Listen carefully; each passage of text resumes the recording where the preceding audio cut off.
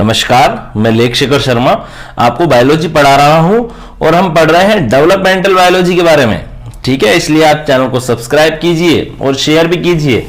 देखिए विद्यार्थियों, हम आज क्या पढ़ने जा रहे हैं? आज हम पढ़ने जा रहे हैं विरूपता के प्रकार या असंगतियों के प्रकार। देखिए हमारा ये चैप्टर जो चल रहा है इसका नाम क्या है?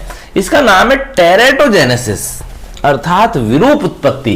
किस प्रकार से कोई बच्चा है जो कुरूप पैदा होता है या अपन बोल सकते हैं विरूप पैदा हो जाता है। ठीक है, अगर किसी एम्ब्रियो के डेवलपमेंट के दौरान सब कुछ सामान्य रहे तो सामान्य बेबी का जन्म होगा, लेकिन अगर डेवलपमेंट ही असामान्य हो जाए तो जो बेबी जन्म ले रहा है वो भी असामान्य होगा। ठीक है, तो इसे क्या बोलते हैं? विरूप उत्पत्ति या टेरेटोजेनेसिस कहते हैं। आज हम क्या पढ़ने जा रहे हैं? आज हम पढ़ने जा रहे हैं विरूपता के प्रकार या असंगतियों के प्रकारों के बारे में। ठीक है, विरूपता के प्रकार, विरूपता को असंगति भी कह सकते हैं तो अपन असंगति के प्रकार भी कह सकते हैं। तो विरूपता के प्रकार और असंगतियों के प्रकार के बारे में अपन पढ़ रहे हैं। टाइप्स ऑफ टेराटोम्स और टाइप ऑफ एनोमलीज के बारे में आज हम पढ़ेंगे। जीवों में विरूपता कई प्रकार की पाई जाती है। मोटे तौर पर विरूपता दो प्रकार की होती है, दो प्रकारों में बांट दिया विरूपता को। ठीक है, संरचनात्मक असंगतियां जिसे स्ट्रक्चरल एनोमलीज कहते हैं। दूसरी है क्रियात्मक असंगतियां जिसे फंक्शनल एनोमलीज के नाम से भी जाना जाता है। ठीक है, इसे देखिए आप ध्यानपूर्वक, संरचनात्मक विरूपता भी कह सकते हैं, स्ट्रक्चरल टेराटॉम्स। ठीक है, और दूसरी क्या है? फंक्शनल टेराटॉम्स। ठीक है, तो संरचनात्मक असंगतियों को स्ट्रक्चरल एनोमलीज भी कह सकते हैं इंग्लिश में, क्रियात्मक असंगतियों को बोलते हैं फंक्शनल एनोमलीज। ठीक है, अब अपन किसके बारे में पढ़ेंगे? सबसे पहले नंबर पर अपन पढ़ेंगे संरचनात्मक असंगतियों के बारे में। ठीक है, अर्थात स्ट्रक्चरल एनोमलीज के बारे में अपन पढ़ेंगे। ठीक है, स्ट्रक्चरल टेराटॉम्स के बारे में अपन पढ़ेंगे। आप बोलेंगे सर कभी तो आप एनोमलीज बोलते हो, कभी आप टेराटॉम्स बोलते हो, बात समझ में नहीं आ रही है। अरे बच्चों, टेराटॉम्स मतलब होता है विरूपता और एनोमलीज मतलब है असंगतियां, और दोनों एक दूसरे के क्या है? पर्यायवाची ही हैं, एक जैसे ही हैं दोनों शब्द। ठीक है, संरचनात्मक असंगतियां, स्ट्रक्चरल एनोमलीज। ठीक है, जंतुओं में संरचनात्मक असंगतियां उनके फिनोटाइप को प्रभावित करती है। फिनोटाइप क्या होता है? किसी भी जीव, कोई भी जीव का फिनोटाइप को हिंदी में कहते हैं लक्षण प्रारूप। कोई भी जीव बाहर से कैसा दिखाई देता है? क्या वो लंबा दिखाई दे रहा है? क्या वो बोना दिखाई दे रहा है? माना कि राजेश लंबा है तो लंबा क्या है? राजेश क्या है? लंबा है। माना कि राजेश बोना है, माना कि राजेश गोरा है, माना कि राजेश काला है। ठीक है, या मैं बोलूं कि ये पौधा पे जो पुष्प लग रहे हैं, माना कि वो ब्लू कलर के हैं, इस पौधे पे जो पुष्प लग रहे हैं या वो रेड कलर के हैं, तो वह लक्षण जो बाहर से दिखाई देते हैं, वह लक्षण जो हमें किसी भी जीव के अंदर हम हमारी आंखों से देख सकते हैं, वो लक्षण क्या कहलाते हैं बच्चों? फिनोटाइप कहलाते हैं, लक्षण प्रारूप कहलाते हैं। ठीक है, और जो जंतु का फिनोटाइप होता है वो किस पर निर्भर करता है? उसके जीनोटाइप या जीनीय संगठन पर निर्भर करता है। ठीक है, अब अगर क्या हो जाए बच्चों, कोई ऐसी असंगति उत्पन्न हो जाए जिसके कारण क्या हो जाए? जीनोटाइप या जीनीय संगठन में परिवर्तन हो जाए, तो उसके कारण उस जीव का फिनोटाइप भी क्या हो जाएगा? परिवर्तित हो जाएगा। ठीक है, अगर कोई पौधा लंबा है और उसमें लंबेपन वाली जीन प्रभावित हो जाए तो पौधा बोना रह जाएगा? नहीं रह जाएगा? रह जाएगा। ठीक है, जैसे हमारे शरीर में एक जीन पाया जाता है जो हमारी त्वचा को रंग प्रदान करता है। अब किसी किसी जीव में या किसी किसी मनुष्य में क्या होता है? वो जीन ही नहीं होता, तो उन व्यक्तियों में त्वचा का रंग ही नहीं बन पाता है, तो उनकी त्वचा कैसी हो जाती है? श्वेत श्वेत हो जाती है, जिसको क्या बोलते हैं अपन हिंदी में? सूरजमुखी रोग हो गया, इसे एल्बिनिज्म भी कह सकते हैं अपन विज्ञान की भाषा में। ठीक है, कई बार अन्य कारणों से भी जंतु के स्वरूप में परिवर्तन आ जाता है। इस प्रकार की असंगतियों के कई उदाहरण हैं, इसमें से कुछ प्रमुख उदाहरण यहां दिए जा रहे हैं। देखिए, परिवर्धनात्मक विफलता, डेवलपमेंटल फेलर।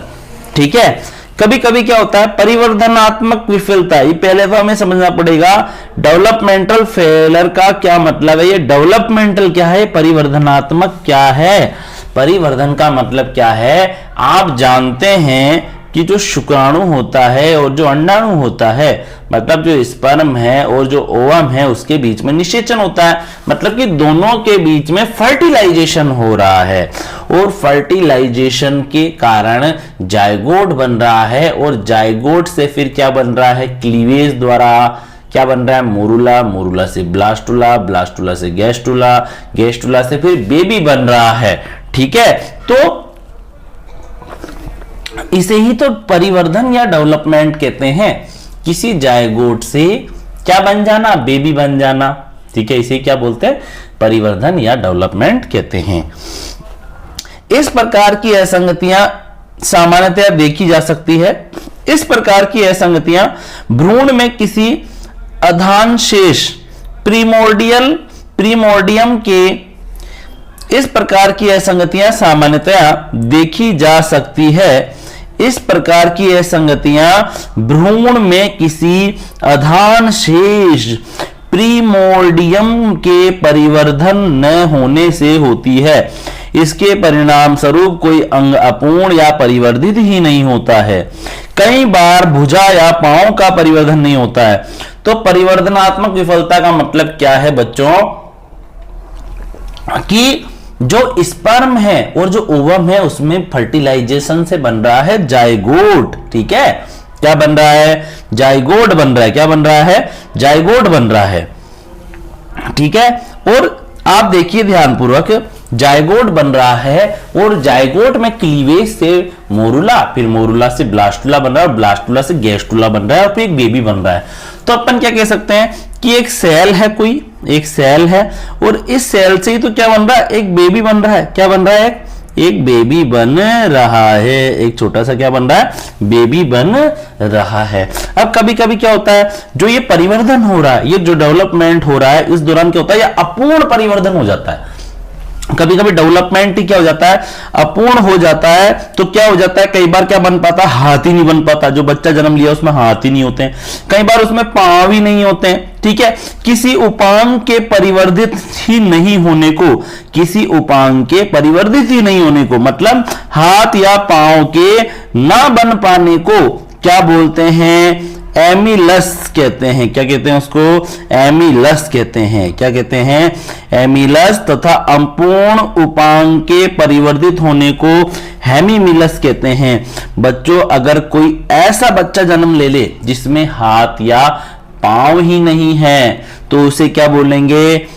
एमिलस कहेंगे। क्या कहेंगे उसे? एमिलस कहेंगे। लेकिन अगर कोई ऐसा बच्चा जन्म हो जिसमें अपूर्ण हाथ और पांव हो, मतलब हाथ और पांव है तो सही लेकिन पूरी तरह से वेल डेवलप ना हो, बल्कि अंडर डेवलप्ड हो, अविकसित हो, तो उसे क्या बोलेंगे? हेमीमिलस कह देंगे। क्या कह देंगे उसे? हेमीमिलस कह देंगे। देखिए आप ध्यानपूर्वक, जो इसके आर्म है उसमें हेमिलस हो गया। हेमिलस का मतलब क्या है? अपूर्ण उपांगों का पाया जाना। इसके आप देखिए हाथ है तो सही, ये हाथ है तो सही बेचारे के, लेकिन कैसे हैं? अपूर्ण हैं, पूरे बन ही नहीं पाए, पूरे बन ही नहीं पाए। ठीक है, अपूर्ण है। ठीक है, जो इसके आर्म है उसमें तो हेमिलस है। ठीक है, और जो इसका जो लिम्ब है, जो इसके पैर है ना, पैर फुट, इसके जो पाद है वहां पर एमिलस है, मतलब बिल्कुल उत्पन्न ही नहीं हुए, परिवर्तन हुआ ही नहीं, डेवलपमेंट बिल्कुल भी नहीं हुआ पैरों का। ठीक है, हाथों का थोड़ा बहुत तो हुआ। जब हाथों में, जब किसी शरीर के उपांग में क्या होता है बच्चों? अपूर्ण परिवर्धन होता है, मतलब आधे अधूरे उपांग होते हैं तो इसे हेमिलस कहते हैं। लेकिन जब उपांग में परिवर्तन ही नहीं होता है, मतलब उपांग होते ही नहीं है बॉडी के अंदर, तो इसे एमिलस कहते हैं। ठीक है, अब आप आगे देखिए ध्यानपूर्वक आगे। अब हमारा टॉपिक क्या है? रुद्ध परिवर्तन, डेवलपमेंटल अरेस्ट। सामान्य से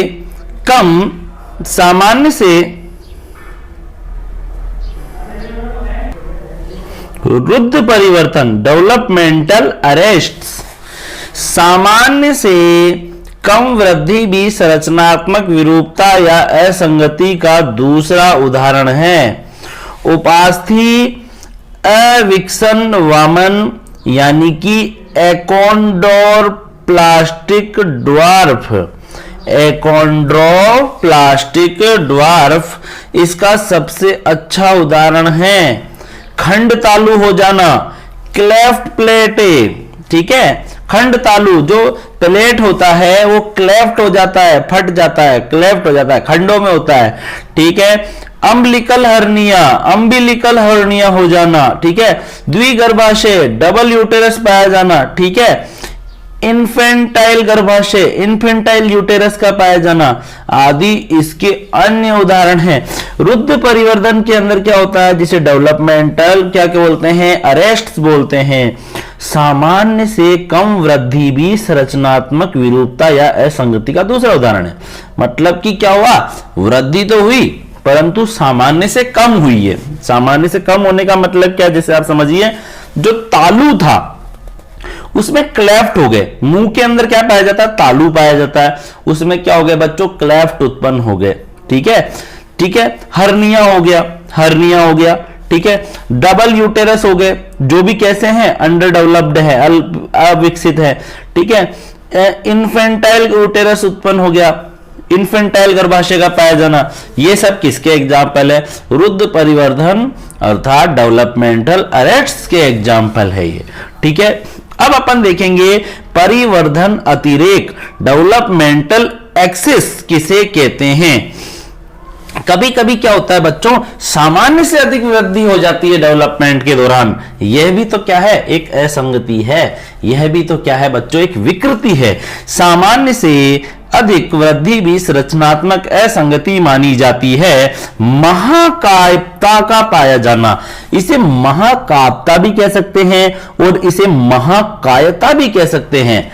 इंग्लिश में क्या कहेंगे, जाइगेंटिज्म, जाइगेंटिज्म इसका अच्छा उदाहरण है।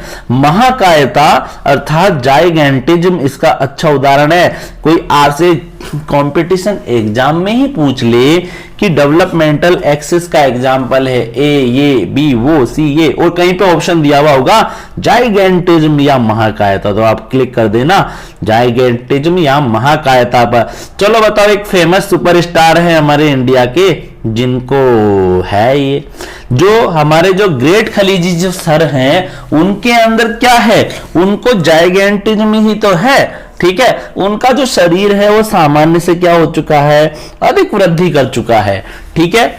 7 फुट से भी ज्यादा हाइट है उनकी, ठीक है। सामान्य से अधिक उंगलियों का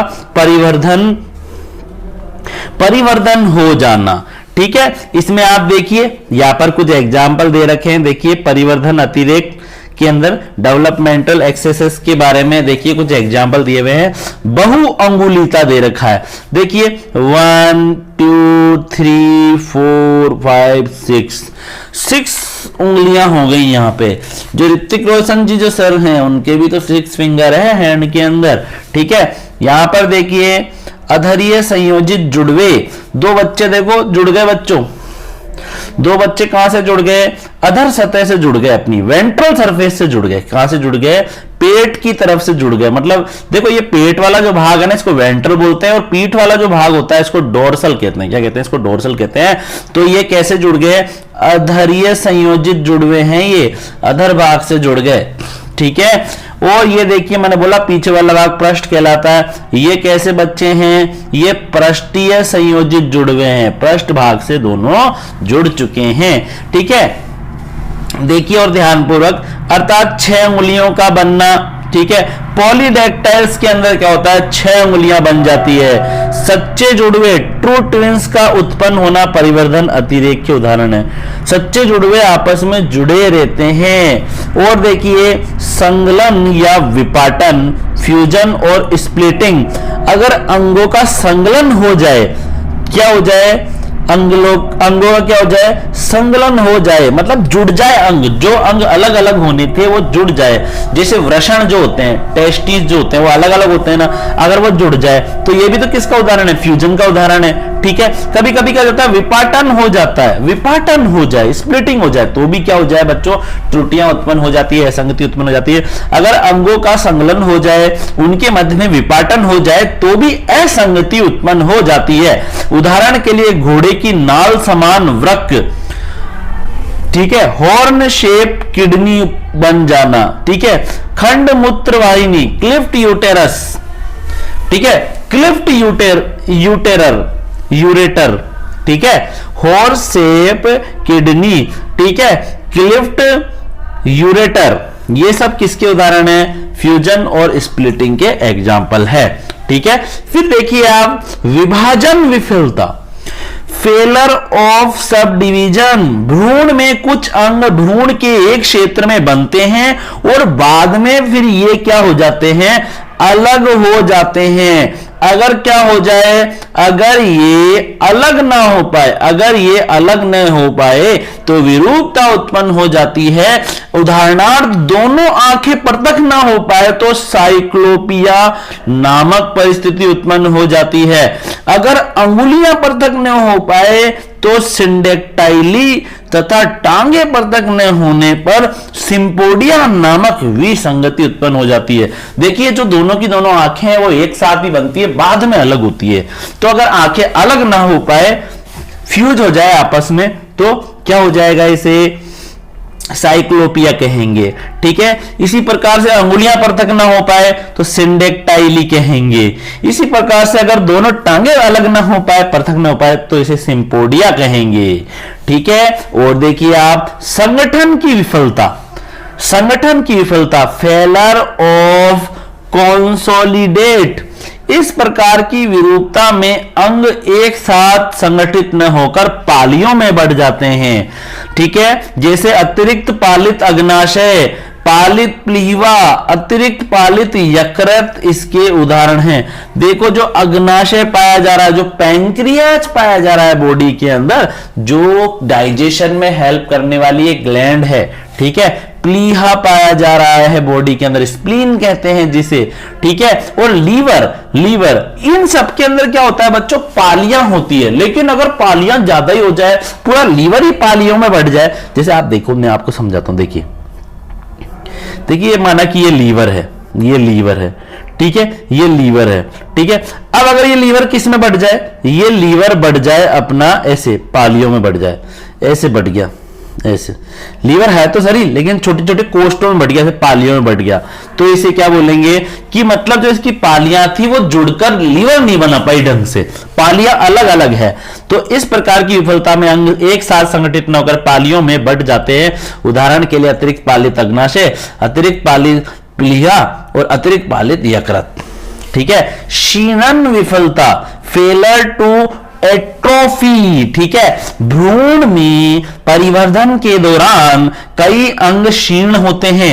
अगर ये अंग क्षीण न हो तो भी असंगतियां उत्पन्न हो जाती है। उदाहरण के लिए गुदीय झिल्ली, एनल मेम्ब्रेन, सर्वाइकल फिस्टुला, ठीक है, आदि। देखिए क्या होता है, जब एम्ब्रियो का डेवलपमेंट होता है तो उस दौरान है ना, बहुत से ऐसे अंग होते हैं बॉडी में जो क्या हो जाते हैं? डीजनरेट हो जाते हैं, नष्ट हो जाते हैं। लेकिन अगर कभी ये अंग नष्ट ना हो पाए तो फेलर ऑफ एट्रोफी हो जाती है। जैसे गुदा के अंदर एक झिल्ली पाई जाती है। अब क्या होता है, जब बच्चा जन्म लेता है, जब तक तो वो झिल्ली क्या हो जाती है बच्चों? जब तक तो वो हो जाती है डीजनरेट, नष्ट हो जाती है। लेकिन कभी कभी क्या होता है, बच्चे में वो झिल्ली रह जाती है, तो एनल मेम्ब्रेन रह जाती है, सर्वाइकल फिस्टुला रह जाती है, तो इससे भी विफलता उत्पन्न हो जाती है, ठीक है। और सुनिए आप ध्यानपूर्वक, त्रुटिपूर्ण अभिगमन, इनकोरेंट माइग्रेशन, परिवर्धन के दौरान अंग सामान्य रूप से अभिगमन न कर पाने के कारण असंगति उत्पन्न करते हैं। उदाहरण के लिए वृषणों का वृषण कोष तक न आ पाना, वृक्कों का अपने सही स्थान पर न आ पाना। देखो वृषण बनते कहीं पे और जगह है और जाते कहीं पे और जगह है। जो ये किडनी पाई जा रही है, ये भी बनती कहीं पे और जगह है और जाती कहीं पर और जगह है। अब कभी कभी क्या होता है, वृषण और किडनी बन तो जाती है लेकिन अपने निश्चित स्थान पर नहीं पहुंच पाती है, अपने फिक्स्ड प्लेस पर नहीं पहुंच पाती है, जिसके कारण इनकोरेंट माइग्रेशन हो जाता है और शरीर में असामान्यता उत्पन्न हो जाती है, ठीक है। फिर अब आप देखिए आगे, विस्थापन के कारण भी कभी कभी क्या उत्पन्न हो जाती है बच्चों? असंगति उत्पन्न हो जाती है। डिस्प्लेसमेंट के कारण अंगों का असामान्य स्थान पर परिवर्तित होना विस्थापन कहलाता है। यह भी एक प्रकार की विरूपता उत्पन्न करता है। उदाहरण के लिए तालू पर दांत का परिवर्तन होना, तालू तालु क्या है बच्चों?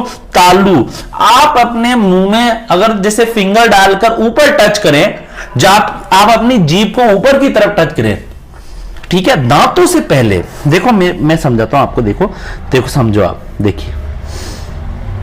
देखिए ये जबड़ा होता है ना किसी व्यक्ति का, ठीक है, ऐसे, ठीक है, ये ऐसे, और ये उसके दांत है, ये क्या है उसके, ये उसका दांत है, ठीक है, और इसी प्रकार से ये भी उसके क्या है, दांत है, ठीक है। तो तालु क्या, जो ये वाला भाग होता है ना, जो ऊपर वाला भाग होता है, ऊपर वाला, जहां पर जीभ टच करती है, देखो ये जीभ है, अब ये जीभ यहां टच कर रही है, यहां टच कर रही है, ये तालु है, ये वाला भाग, ठीक है, ये वाला, जहां पर आप हाजमोला खाते समय यूं करते हो, ठीक है, तो ये आवाज कहां से आ रही है? तालु से आ रही है। ओके, तालु, ता बोलते समय कहां हट रही है जीभ? तालु पे हट रही है, ठीक है। और ट बोलते समय भी कहां टच हो रही है जीभ? तालु को टच कर रही है। तो कभी कभी तालु पर दांत आ जाता है, यार भैया दांत तो जबड़ों पर आते हैं, लेकिन यहां पर क्या हो रहा है, डिस्प्लेसमेंट के अंदर तालु के ऊपर ये टीथ का ओरिजिन हो जाता है, दांत उत्पन्न हो जाते हैं। अप्रारूपी विभेदन, 10th नंबर पर क्या है? अप्रारूपी विभेदन, एटिपिकल डिफरेंशिएशन। देखो भ्रूण में विभेदन का प्रक्रम ठीक न हो पाने पर भी विरूपता उत्पन्न हो जाती है, ठीक है। डिफरेंशिएशन अगर ठीक से न हो पाए तो भी बच्चों क्या उत्पन्न हो जाएगा? एनोमेलीज उत्पन्न हो जाएगी, ठीक है, जैसे कि मंगोलता उत्पन्न हो जाना, ठीक है, जन्मजात अबूर्द, ठीक है, कॉन्गेशनल क्या हो जाना? ट्यूमर उत्पन्न हो जाना, एविक्सन हो जाना, ठीक है, एकोंड्रोप्लेसिया आदि बीमारियां हो जाती है, ठीक है। तो यहां पर एटिपिकल डिफरेंशिएशन के अंदर आप सिर्फ एक भी याद कर सकते हैं, मंगोलिज्म। इसमें क्या होता है, बच्चा जो पैदा होता है थोड़ा मंदबुद्धि होता है, हाइट कम रह जाती है, ठीक है, सोचने समझने की क्षमता कम होती है, बांझ होते हैं ये, शिशु भी उत्पन्न नहीं कर पाते हैं ये, ठीक है, बंद ही होते हैं ये, ठीक है। और देखिए ध्यानपूर्वक, अब बच्चों आज अपन ने क्या पढ़ा? आज अपन ने पढ़ा स्ट्रक्चरल एनोमेलीज के बारे में, संरचनात्मक असंगतियों के बारे में पढ़ा। देखिए वीडियो लंबा हो जाएगा, इसलिए अब हम नेक्स्ट क्लास के अंदर पढ़ेंगे क्रियात्मक असंगतियों अर्थात फंक्शनल एनोमेलीज की स्टडी हम करेंगे, ठीक है। जब तक सभी को राधे राधे, सभी को टेक केयर, आप सभी अपना ख्याल रखिए।